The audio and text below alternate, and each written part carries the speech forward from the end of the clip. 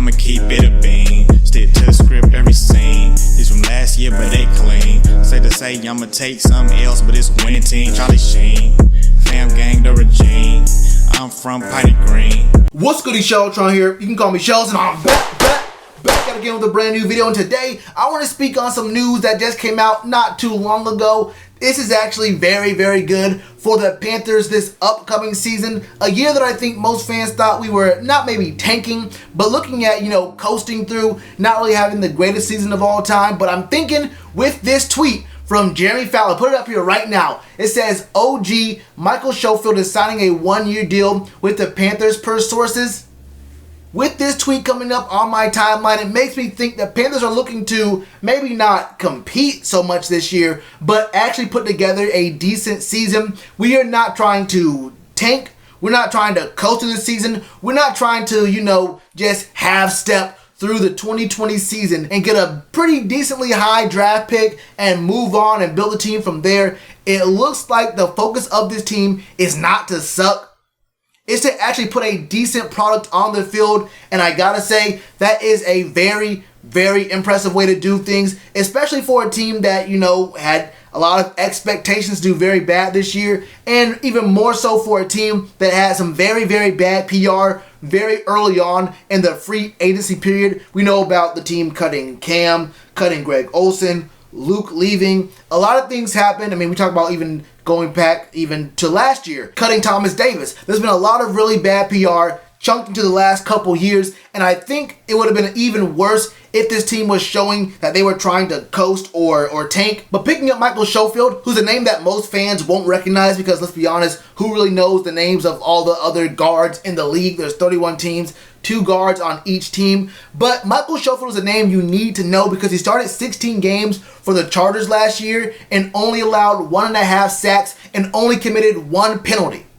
And if you watched the Panthers last year, you know there were several players on this team who allowed sacks and several players who had several penalties. So bringing in a guy who may not be the biggest name, but will be a much needed upgrade from what we're going to have on either side of Matt Paradis is a great move for the team. And it kind of narrows down and answers more questions about the O-line. We know that, look, we just picked up Russell Okung. We still have Greg Little at left tackle. Which one of those guys is going to be the left tackle for the team? I'll get into that in a different video, maybe later today or tomorrow. But we do know we can put just about anyone there at left guard, whether it's Tyler Larson, it could be Dennis Daly, it could be any number of these fringe backup level guys that we have who play either tackle position or maybe even right guard or whatever. We could put any of these guys at the opposite side of where Michael Schofield is going to be playing this upcoming season. So I think this is a very, very good pickup, and it makes me even more convinced that this team is not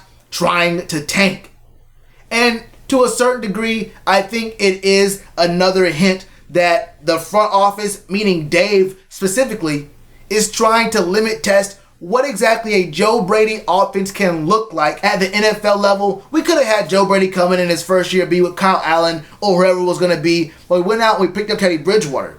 We got Robbie Anderson, added him along to DJ and Curtis, and we have other guys waiting in the wings for that as well. We signed Christian McCaffrey to a long-term extension. And don't sleep on Ian Thomas either. We have a lot of weapons everywhere on this offense to really limit test what this Joe Brady offense can look like in a, what I would call, way, way, way above average backup type quarterback in Teddy Bridgewater. I think he is the prototypical game manager of a quarterback who can make big plays for you on third down, which is just about what you need for a middling team or for a competing team if you have an elite defense. We don't have that yet, but I think Teddy Bridgewater can give you an approximation of what a Joe Brady offense can look like. I guess a downgraded version of it. So you can think, okay, we have Teddy B right here, and the offense looks this good, potentially.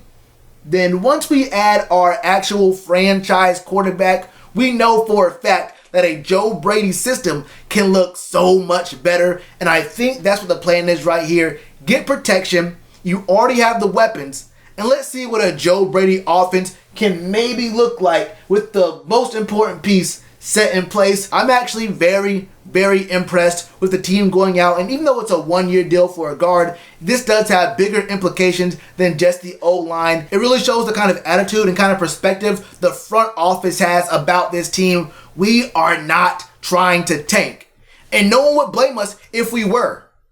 You really couldn't blame the Panthers if we were not, maybe not tanking, but just coasting through the season. I think most fans expected us to go through with either Will Greer or Kyle Allen, not picking up Robbie Anderson, not making the moves that we have made so far in this offseason, trading away other key players maybe for picks for the future. This shows that this front office and this ownership and Dave is looking like, look, we're going to try to win. We're not going to try to coast and let these other teams get wins on us.